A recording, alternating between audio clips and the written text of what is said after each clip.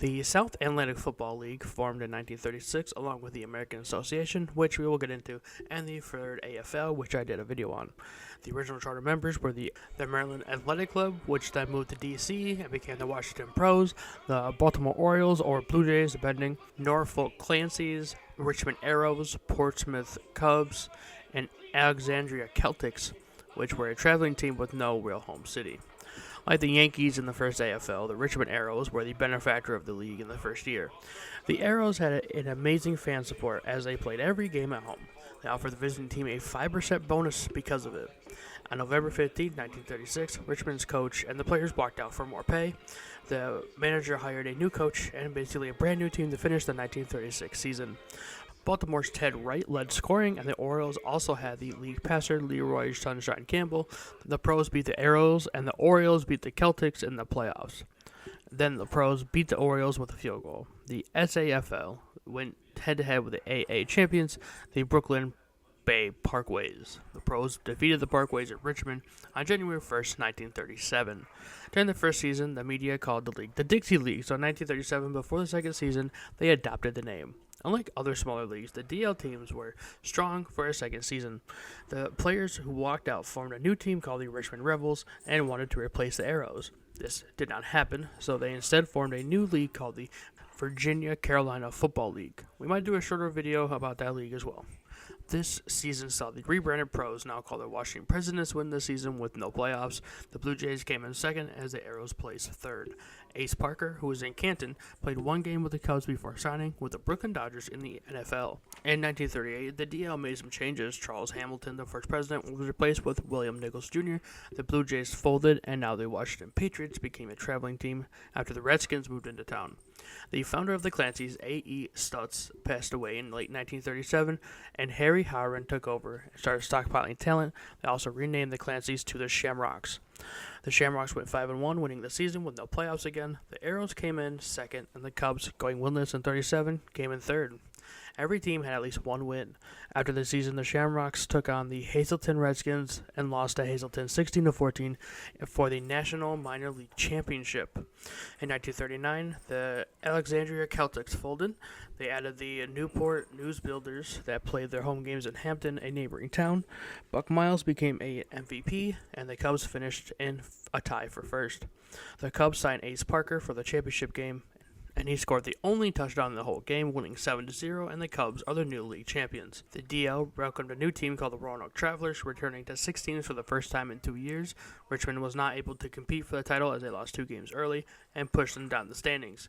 The Cubs' Larry Weldon set a record by throwing 7 touchdowns in 10 games. The Presidents struggled as a traveling team and left the league after the season. The Cubs won a second league title.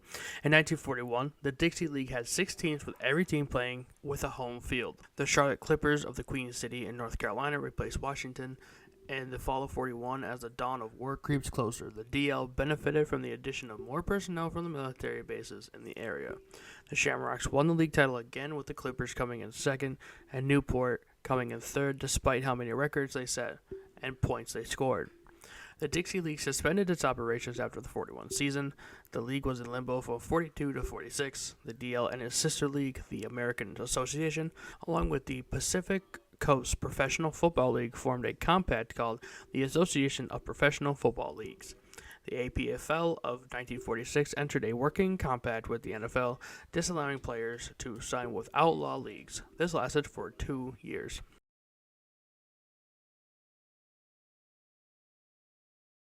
Okay, now let's take a sidestep with the Norfolk Shamrocks. The Norfolk Shamrocks owner, Harry Howren, disagreed with the decision of the league to suspend operations, and they opted to found the Virginia Football League for 1942. The teams for this inaugural season was the Shamrocks, the Newport News, the Richmond Rockets, and the Portsmouth Cubs.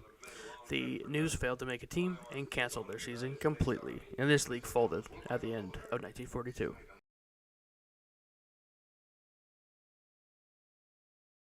In this new working agreement, the DL teams lined up various sponsors with major pro football franchises. The DL and third AFL teams were not farm teams like the NHL and MLB teams. The NFL could not raid teams, and there was no stockpiling of talent. In addition to Greensboro, the Cubs became the Pirates, and the Arrows adopted the Rebels nickname. The Dixie League in 1946 had a tight race between the Clippers and Rebels, but the Clippers won out. A new president was inaugurated. The Greensboro Patriots moved to Winston-Salem. The Travelers returned to replace Newport News, and plans were being made for an expansion in 1948. Before that season, the Patriots and Rebels withdrew, making the league 4 teams.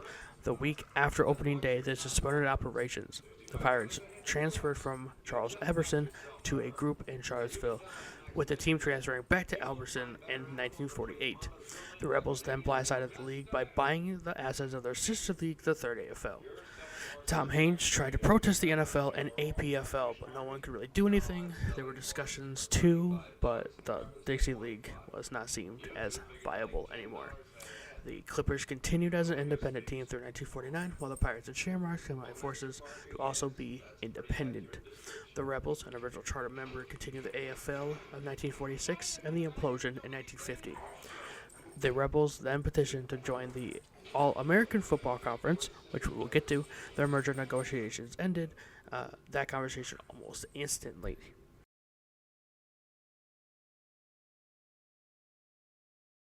In 1946, 4 Virginia-based teams formed an all-black league, making it a segregated Dixie League.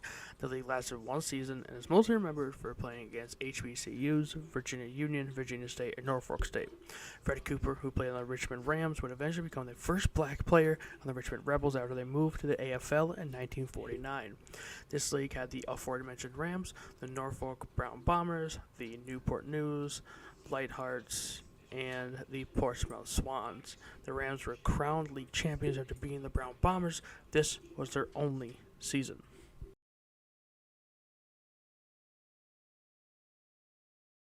Thank everybody for watching. What did you think about the Dixie League? Do you think we could revive this league eventually in the future? Hit the like button, hit that subscribe button. I will see you Thursday.